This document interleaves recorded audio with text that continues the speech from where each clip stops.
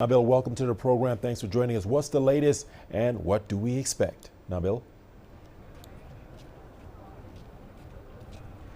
Well, Richard, the swearing-in of President-elect John Mahama is expected to happen about an hour from now, and already thousands of people have gathered at the event ground where the ceremony is going to take place. In fact, we understand that at least 21 heads of state from Africa and other parts of the world are expected to grace the occasion. And it's a lot of excitement here. A lot of people keep trooping in by the minute, even though the place is fully packed. In fact, we had to move further away from the event grounds, the arc behind me, to station ourselves here in order to get good internet connectivity to have this live. It's a good euphoria here, and many people want to witness this all-important occasion, Richard. Nabil, in the days after his election win, the president-elect has been putting together his team. What has been his main area of focus, and how is this administration expected to differ from the outgoing president's administration?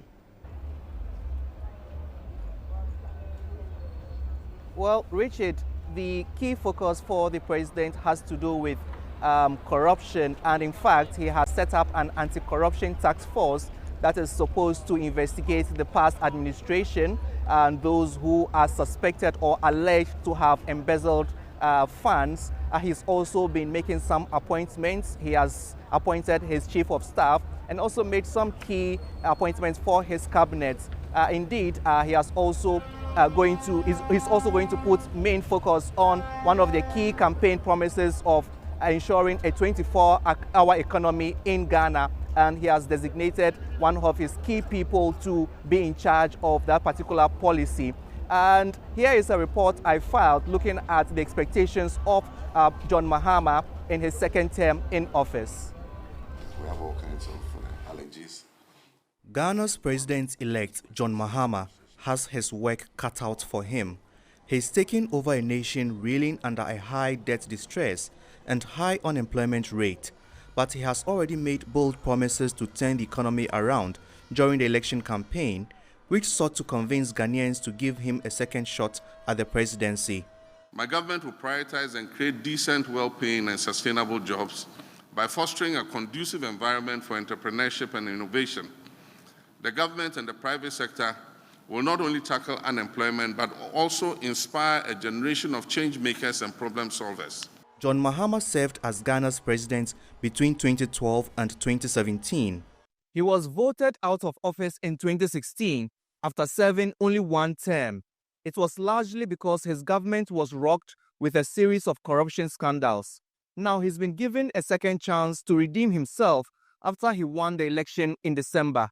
Many Ghanaians have high expectations for Mahama's second term in office, but they understand he has a long shopping list of issues to resolve. Transparency, taking good care of the resources, utilizing the natural resources in the country, and then development, better education, good health care, and then prices of goods and services, at least even if it will increase, not increasing too high.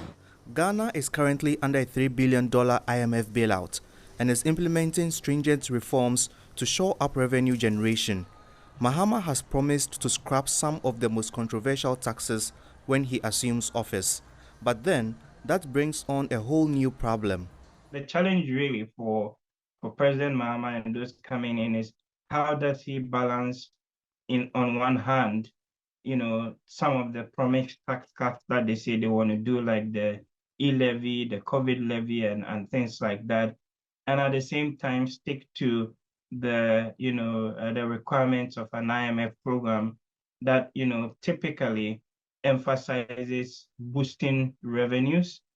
John Mahama says he will rein in spending in a number of ways, such as slimming down the civil service and reducing the number of ministers from 86 to 60. He has also promised to investigate alleged cases of corruption and mismanagement of state resources under the previous administration. Nabil Ahmed Rufai, CGTN, Accra, Ghana.